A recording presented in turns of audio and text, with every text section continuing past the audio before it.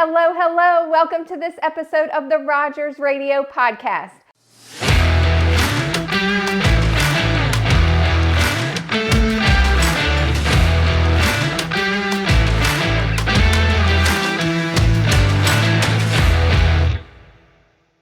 I am your host, Alyssa Rogers, and this week you have me again. It's been a while since we just sat down and talked. We've been doing things a little different lately. You've heard from Justin and JP with the Let's Get It Challenge or Championship, and we have been on the road with the Halifax County Fair, and we did live with the entire Rogers team. What did you think? Do you like that? Do you like when I'm out and about and talking to others?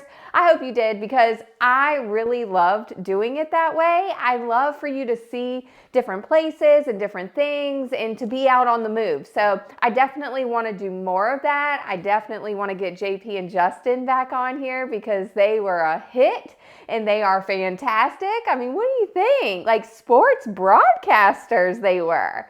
So it was so fun to do, but I'm going to give you kind of a rundown of what we've been up to, kind of what I learned in September and some rude awakenings that I had just this weekend. So you've probably seen us everywhere. I feel like we've been everywhere. We've been at the Harvest Festival. We had our first annual Jolly Rogers community breakfast. Amazing. Let me just take a moment to appreciate our team for putting that together and the community that came out and had breakfast with us. What did you think? I can't wait to do it again. We're just so thankful for our community, for our customers, for everyone around us, and we loved giving back. And then heading over to the Harvest Festival and spending the day with the community. It was a great, humbling day. I hope you enjoyed it as much as we did. And then, we've been at a career expo that the Institute for Advanced Learning put on. So we have been talking to students about why they should join the trades.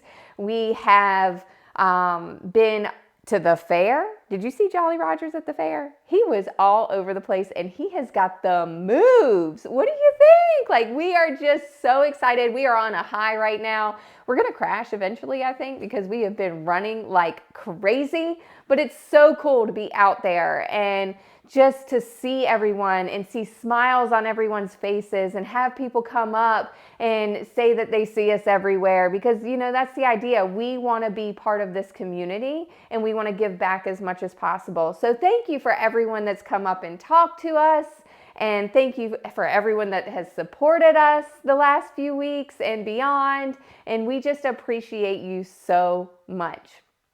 Something really fun that we did last week, Joey and I and Dale and Sabrine had like a 24-hour trip to Phoenix, Arizona. And we got to talk to Service World Expo. So Service World Expo is a huge trade conference that goes on every year. This year it was in Phoenix, and we were asked to speak at this event on culture. Oh my gosh, like what?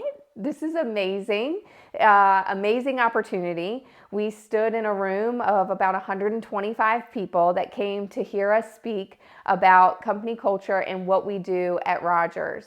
And it's a surreal moment, right? Because I've been to conferences, I've been to breakout sessions at different events, and you sit in that room, you're like, man, one day I hope I get the chance to be up there. And what is it going to be about? And which event is it going to be? And Service World Expo is a huge event put on by Service Nation. And to be honored to speak at that event and be on the stage and then have team members on that journey, oh my gosh.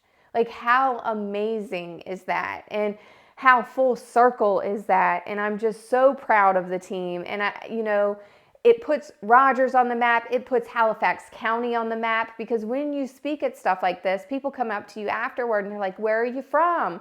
And so we get to talk about South Boston and Halifax County and the amazing things that we're doing here. And then there are people saying they want to come visit us, and that brings people to our town. And I'm just so proud to be able to showcase Halifax County and Rogers Heating and Cooling in this journey that we're all on together. It was a very amazing experience, and I can't wait to do it again and continue improving our culture here and making it a great place to work and making it a fun place for everyone. So just really great things happening, and we have been super busy, of course, but then you get brought back to reality, right?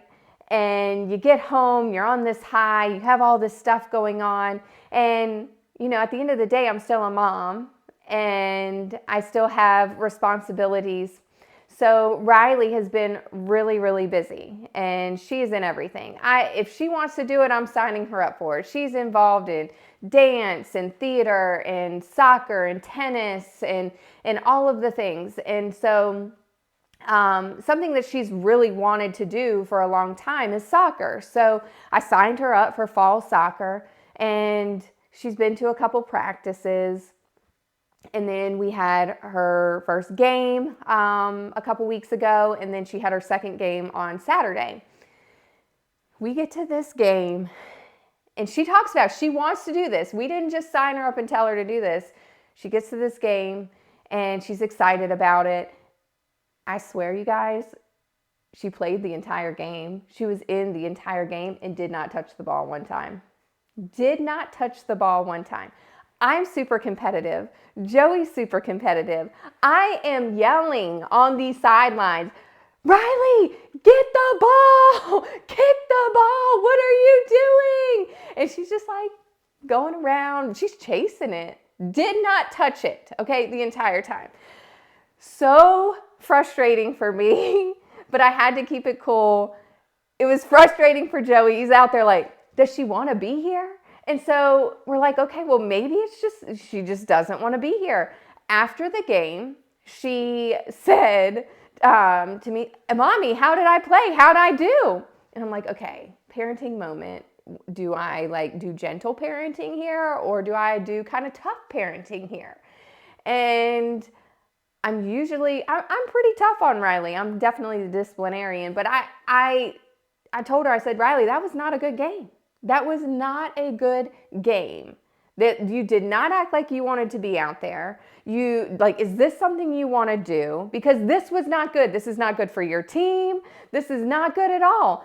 And she starts crying. She's like, but I want to be a soccer player. I want to play soccer. I want to play soccer. And I'm like, well, you didn't act like it. What is that out there? And in that moment, we're pulling into Walmart. Joey's driving. He pulls into Walmart, and I'm like, what are we doing here? And he's like, he takes Riley out of the car, and he goes in and he takes her in. I'm like, I'm staying in the car. He brings out, they come out, a soccer net. They have a soccer ball, a whistle. They have all of the soccer things, right? And we come back to the house, and they practice soccer for the next 2 hours, and she loved it. It's not like she was out there crying. It's not like she was like, I don't want to do this. She was living her best life out there, and she loves it. And it was a huge awakening. I had a light bulb go off. I had a rude awakening happen in this moment. And I want to talk to you about it, because how many times have you done this? And I said, you know what? I'm being so hard on her for not playing well. But how much has she practiced? How much does she even know about soccer? Does she even know what she's supposed to do? I've taken her to 2 practices, and I expect her to get out on the field and be amazing and know exactly what she's supposed to be doing. What does that look like for me as a parent, right? I'm not out there with her every night teaching her the game, showing her what she's supposed to do. She's coming to me and she says that she wants to play, and I'm signing her up and I'm allowing her to do that. But what am I doing on my side? Am I helping her? Am I giving her everything that she needs to succeed? And I think as parents or as anyone in the workforce, I grew up and I always wanted to be good at stuff, and I wanted it. But did I really put in the work and the effort to be good at it or great at it? And they always say practice makes perfect. No, I believe practice makes you better. And I didn't put the work in a lot of times to the things that I wanted to be great at. And so I never became great at it. And how can I expect Riley to be great at something if she's not putting in the work? And I'm not helping her because she's 5. So how much does she have in her that she's going to say, I'm going to go outside and play soccer? No, we have to be there for her. And so what do? Joey practiced with her for 2 hours on Saturday after her game. She loved it. She woke up yesterday, Sunday, and said, I want to practice. What time is practice today? And they went outside and they practiced for another hour. She woke up this morning, we're recording this on Monday, and said, hey, what time is soccer practice tonight? I want to play soccer. And so we have to put in that effort. And we have to instill in the people around us that they have to put in the effort to get really good at something.